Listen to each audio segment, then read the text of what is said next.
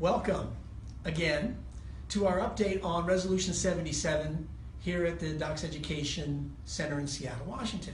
With me once again is John Bidding, Esquire, our regulatory attorney, and I am Dr. Michael Silverman, the president of Docs Education. So this update was actually brought on by an interesting few questions with regard to some new changes that are being proposed in a particular state. Eric, what was the question? Yeah, so what is going on in Alaska? So what is going on in Alaska, John? Okay, well, very recently, within the last week or so, it was brought to my attention that the Alaska Dental Board is going to propose some sweeping changes to their sedation regulations that look a lot like last year's proposed overly restrictive changes to the ADA sedation guidelines that we've been referring to as Resolution 77. What this new regulation would look like if the proposal was adopted by the Alaska Dental Board is that if you give more than 10 milligrams of Valium or more than half a milligram of Trazolam, you would need a 60-hour IV permit in order to do that. If you combined more than one drug, let's say Trazolam with an antihistamine, for instance, which we refer to as cocktailing sometimes, you would need a 60-hour IV permit in order to do that. Currently, Alaska doesn't have an oral sedation training requirement or permit, but this is going from basically the speed limit to zero very quickly and throwing the driver through the windshield. So to put this into a perspective, and I think this is the most important part of it, John, is how does a proposed guideline, a poorly designed proposed guideline, lead to a poorly proposed regulatory change, which is exactly what's happening in Alaska. So in Alaska, where the general dentists are allowed to provide sedation with training, now they're all of a sudden being required to have excessive training, which will cause an enormous increase in the cost of the care delivered for sedation dentistry, and that has to be passed on to the patients, and the patients in Alaska will have to pay more for their dentistry to be done sedated because of this potential proposed regulation. So to me, the real problem in this story and what the update's about is the proposed guidelines are still proposed guidelines. They're not really very harmful, are they? Well, here's an example where they are, where they actually created a poor proposed regulation. And I think this goes in any industry, whether it's dentistry or medicine or anywhere, where a poorly designed proposed guideline can lead to a poorly designed proposed regulation. And if it becomes regulations, then how do they go back and pull it back to something more reasonable? And that may take literally a decade to do. That's correct. Eric. So why is this happening? Well, the official reason is safety, like it is for most unnecessarily overregulated industries. However, some states, Alaska's not the only one, aren't waiting to see what happens to the ADA guidelines come this October.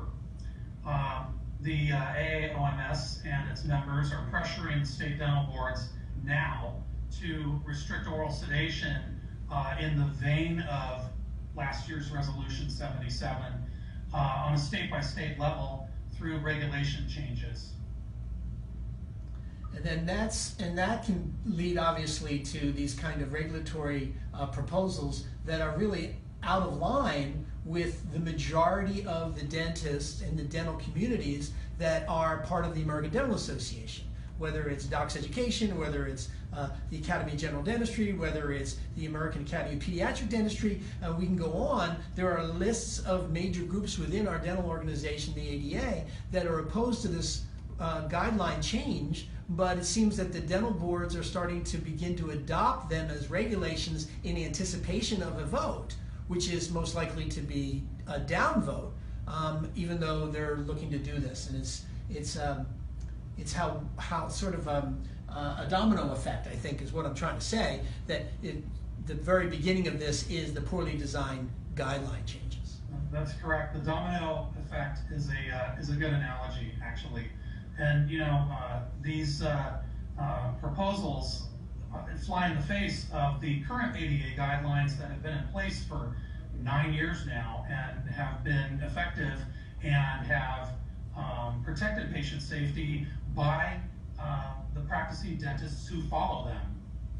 So John, when we look back and we look at the original proposed guideline changes from 2006, so we're going back 10 years. What was the difference between that and these proposed guideline changes? Nothing.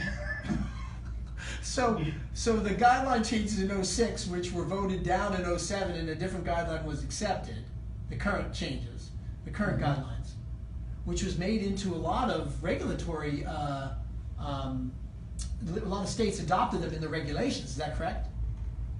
That's correct.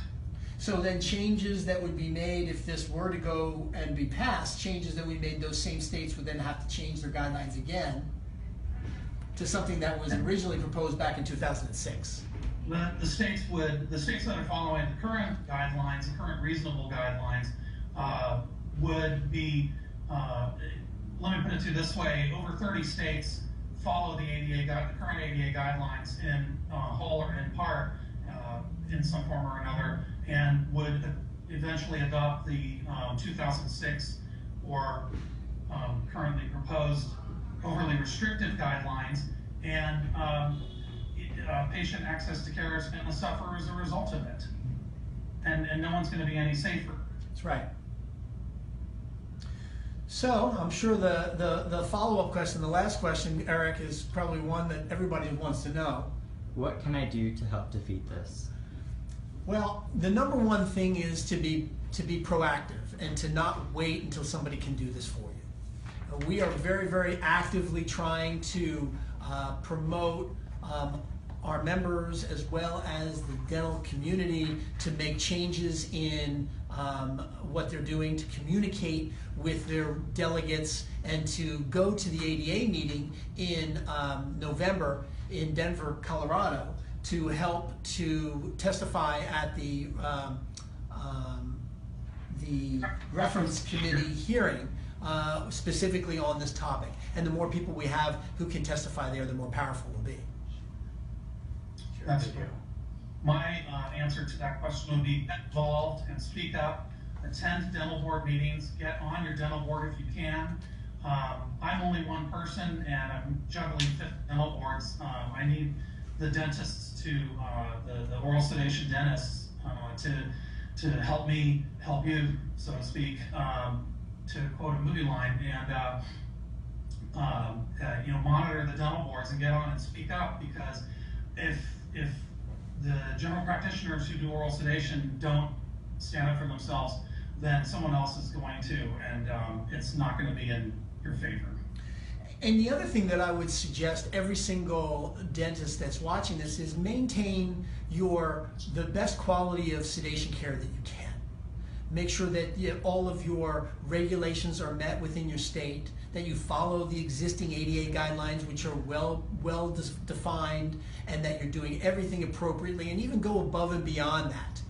Keep your education going, train your team members, make sure your equipment is in good order, screen your patients carefully, be very, very diligent and responsible as a sedation dentist. That's very important.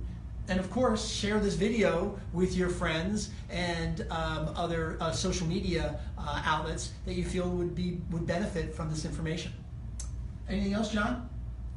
Not for me. Okay, well that's from Seattle, Washington, Dr. Michael Silverman and John Bidding signing off for this week.